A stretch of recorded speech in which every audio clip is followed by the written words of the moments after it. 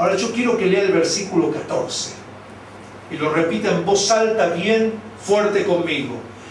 ¿Hay para Dios alguna cosa difícil? Repítalo.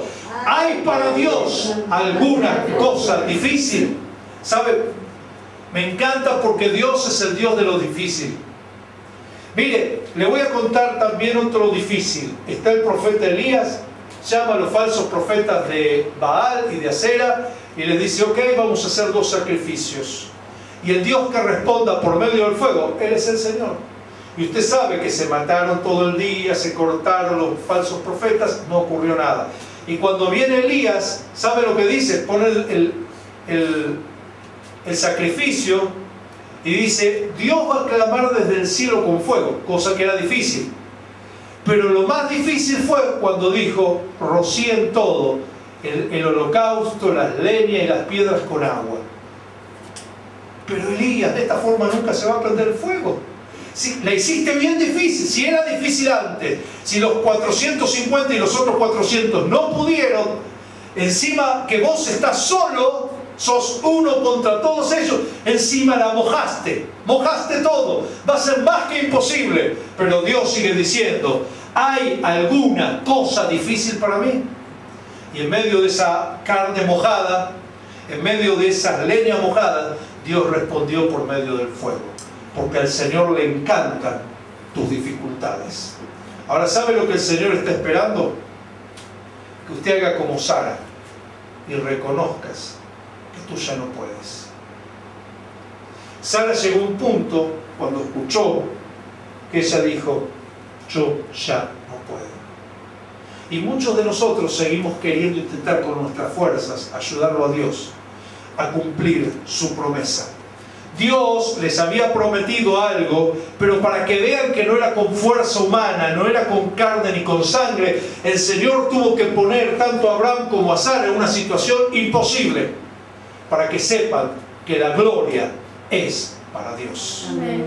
Por eso muchas veces tú estás entrando en situaciones donde ya no te puedes sostener más, donde ya no puedes hacer nada. ¿Por qué? Para que reconozcas que tú estás como Sara, seco, estéril. Y el milagro lo hace solamente el Señor. Amén. Una vez un joven estaba caminando por unas montañas, un montañista cristiano, y de repente se empezó a desbarrancar en la oscuridad de la noche y empezó a caer dando vueltas, tumbos al precipicio. Y en un momento consigue agarrarse de una rama que estaba pendiendo ahí de la montaña y él dijo, wow, me salvé, pero ¿y ahora qué hago? Y empezó a clamar al Señor. Señor, aquí estoy colgando del vacío de esta rama. Señor, gracias porque me salvaste la vida, pero era preferible morir porque ahora esto es tremendo, porque la agonía de saber que en cualquier momento mis fuerzas me van a hacer caer, me puedo resbalar, estoy transpirando las manos. Señor, ¿cómo me haces esto? Señor, yo pensé que tú mandarías tus ángeles que me sostendrían. Señor, o que abrí una roca y estaba el joven ahí pendiendo de la rama en el vacío, agarrándose con todas sus fuerzas. ¿Vio como cuando usted se agarra cuando está peleando, cuando usted quiere conseguir algo con todas sus fuerzas? Y Dios le da una palabra y le dice, soltate. Señor, pero ¿cómo? ¿Qué querés que me estrelle, que me mate? Y Dios le vuelve a decir, soltate. Señor, pero esta es la prueba más difícil de mi vida. Y el joven seguía con todas sus fuerzas, agarrándose, intentando sostenerse, intentando no caer. Y Dios le dice por última vez, soltate. Y cuando él se suelta, cayó 1,5 metros hasta donde estaba el piso. Pero él en la oscuridad no podía ver que tenía el piso al lado de sus pies. Y estaba colgando a 1,5 metros del piso, temeroso, angustiado, cuando la solución estaba 1,5 metros debajo de sus pies. Pero ¿cuál era la clave? Que él tenía que soltarse de lo que él estaba confiando. Y muchas cosas que tú crees que son tu salvación, tu ayuda, Dios te dice, suéltate. Hay gente que se aferra, así como ese joven, a las personas, a un hombre, a una mujer, a un compañero, una compañera. Suéltate. Diga conmigo, suéltate. Suéltate. Dígale al del lado, suéltate. Suéltate. Y a veces estamos como Sara, queriendo intentar que venga el hijo, pero no queriendo reconocer que no se puede, porque hay un imposible, hay una esterilidad. Y el tiempo sigue pasando, y las oportunidades siguen pasando, y tú ves que Dios bendice a este, y tú ves que Dios bendice al otro, y tú ves que el Señor lo honra a este, y ves que al otro lo ascienden de empleo, y ves que el otro se casa, y ves que esto, y ves que el otro, ves que aquel prospera, y Dios te dice: suéltate, confía en mí. ¿Y sabe cuál es el problema? La incredulidad. ¿Y quiere que le revele dónde hubo incredulidad en Sara? Que cuando ella escuchó la bendición, ella se rió. Como diciendo: esto es imposible. Se rió porque sabía que humanamente no podía ser. ¿Escuchó? Al Señor le encanta la gente que está desesperada. Esterilidad. Ahora, ¿cómo ser sano de la esterilidad? ¿Cómo recibir la bendición que tanto estamos anhelando? Y le voy a contar 2 casos de esterilidad en la Biblia. El primero, una mujer que amaba al Señor, Ana. Usted conoce la historia. Ana no podía tener hijos, era estéril. Y ella clamaba al Señor, fue un día al templo y se postró adorando al Señor y aún respetando al sacerdote, que el sacerdote era un carnal.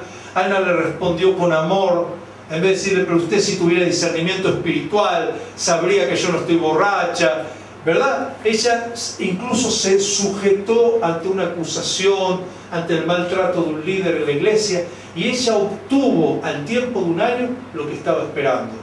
Obtuvo su hijo, porque fue una mujer decidida, con fe, y fue a pelear por lo imposible. Pero otra esterilidad: la hija del rey Saúl, Mical, casada con el rey David. Dice que en un momento el rey David entró glorioso a Jerusalén danzando porque venía el arca del Señor, y se sacó la ropa real y se puso a danzar y a alabar al Señor. ¿Y sabe lo que hizo esta sierva de Dios? Lo menospreció. ¿Sabe lo que es menospreciar a un siervo de Dios? ¿Sabe lo que es quitarle la honra a un siervo de Dios? Y le habló y le dijo: así que como un criado, el rey se está exhibiendo junto con las criadas, ¿dónde está su dignidad? Ella estaba acostumbrada mucho a lo que es el nivel, jerarquías. Su padre era el rey. Y David le dijo: mira, el Señor me eligió a mí en lugar de tu padre, y por lo cuanto lo que has dicho, nunca más te voy a recibir. Y el rey nunca más la recibió, y ella murió sin tener hijos. Quedó estéril. ¿Por qué? Por no respetar y por no aceptar las cosas del Señor. ¿Escuchó la gran diferencia entre una y la otra? Una se postró, se humilló, no tuvo en cuenta la ofensa, y la otra quiso mostrar su posición, su lugar, y menospreciar al rey David. Y una recibió el hijo y la otra nunca pudo tener un hijo. ¿Acaso hay alguna cosa difícil para mí?, te dice el Señor en esta mañana. Y yo no sé cuál es tu esterilidad. Yo no sé qué es lo que estás esperando que no se te está dando. Esas cosas que estás anhelando con todo tu corazón, pero aún no llegan. Pero hoy, en esta mañana, el Espíritu quiere que abras tus ojos y que comprendas que jamás con tus fuerzas lo vas a conseguir. Espera en el Señor. Abre las manos, suéltate, y verás la gloria del Señor. Mas yo estableceré mi pacto con Isaac, el que Sara te dará luz por este tiempo el año que viene. Había un tiempo. ¿Sabe que cada vez que Adonai da una palabra, hay un tiempo? Hay veces que la palabra del Señor es instantánea: levántate, sé sano, y al instante. Pero hay veces que la palabra tiene un tiempo. No porque la palabra tenga que madurar, porque la palabra de Dios es perfecta, pero eres tú quien tiene que madurar y quien tiene que cambiar. ¿Escuchó? Y Dios, hasta que tú no cambies, hasta que tú no madures, no puede cumplir la palabra. Amén. Imagínese, yo estoy seguro que el Señor quiere bendecir con un carro a mi hijo.